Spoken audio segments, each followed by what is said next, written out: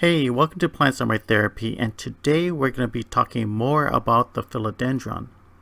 The philodendron is a popular houseplant. It's a classic houseplant from the 1950s and 1960s, and is a classic for a reason. The philodendron is probably one of the best houseplants for novice and for beginners. It's easy to care for, it can handle indoor conditions very well, it can thrive in low light, it can handle a moderate amount of neglect. It's a good plant for people who want plants in the house but not confident about their skill of caring for plants. It's also a good plant for when beginners want to advance to novice and propagate plants. The philodendron is one of the easiest plants to propagate. I've propagated these plants in soil and in water. About 2 to 3 months ago, I saved a philodendron from a friend's rental apartment, and I propagated a lot of these tendrils to see if I can make more plants. I propagated leaf and stem cuttings, and I propagated them in soil and in water, and I had time to actually reflect on what's easier. For me, and my lifestyle, because I don't have all day. I have 4 kids to care for. I work full time, and then I'm a single parent.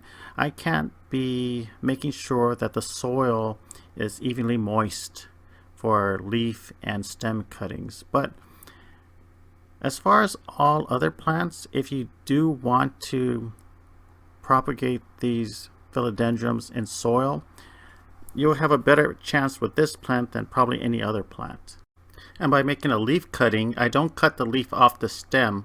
I cut the stem about 1/4 inch to 1/2 inch above and below the leaf, because under the leaf, on the other side of the stem, is a little nodule that will develop into a root. To make a stem cutting, I cut the tendril with about 4 leaves on it. Then I cut the 2 bottom leaves, and I submerge those 2 nodes into the water and leave the 2 leaves above the water, so the bottom nodes would develop into roots. The problem with this method is that you have to remember which direction the tendril or the stem was growing. If you put it in upside down, it's not going to grow. If you forget which direction the tendrils are growing, and it's easy to do, the best thing to do is just make a whole bunch of leaf cuttings. It's going to take longer to develop into a plant, but it's going to develop into a plant. About 1 to 2 months ago, I planted these cuttings into soil. And the best thing about philodendrons, they're not picky about the soil. Basically, you just make sure the soil is good, has good drainage, and I use used soil. Inside this mixing pan is just old soil from old plants that I repotted, some gravel, some orchid bark. I'm just refreshing it with some potting soil, some more orchid bark, and make sure that it has adequate drainage. So this is why I really like perlite. It helps with drainage and retain some moisture. And I go by feel. I don't want to make a brick, so this is not wet.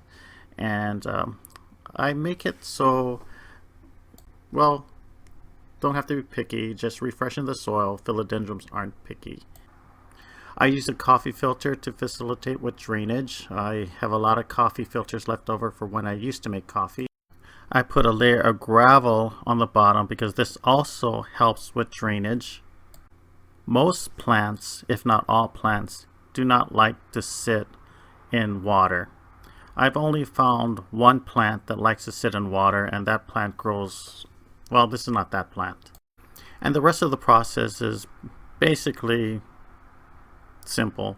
You just bury the nodes or bury the roots deep enough so it can take a good hold of the potting soil and grow. These are my philodendron clippings today. These are about a little bit over a month old after I put them in soil, and this is the cuttings and clippings that I've put in. I started with water, and they're doing fine. They have new leaves coming out, new sprouts, so the plants are actually thriving. This plant I started as leaf cuttings in soil, and it's been over a month, so they're not dead, but they haven't sprouted out any plants. And I did pull out, and they do have roots. And this is a leaf cutting that I started in water, and it's doing better. It's been over a month, and these leaves are still alive, and there are some plants coming out. This plant, actually, I found out after we were cleaning up, there was a clipping that just was, on the ground, so I just stuck it in this cup of soil. It didn't even make holes in the bottom, and I stuck it in and roots started. And this plant was a propagation that I made. I think it was out of just spare cuttings that were laying around. I just stuck it in a pot of a used plant, and look how easily philodendrons propagate. I mean, basically you just stick them in the soil, but I think the best way is to start them in as leaf cuttings. Best things comes to those who wait. And look how beautiful this plant came. This came from a leaf cutting. I try to speed up the process by planting stem cuttings, but look how beautiful this is. This is about a plant that's about 4 to 5 months old, and it looks really nice, and I like it. I love this classic plant in a classic terracotta pot that is aged and patina through time, and this plant is beautiful. I keep this one in my living room. This plant is beautiful. So for those of you who do not have house plants and thinking about getting house plants, the philodendrons is one of the best house plants to get. If you want something a little bit more exotic, the Philodendron Brazil with the lime green stripe during the middle is just as easy to propagate and just as easy to grow.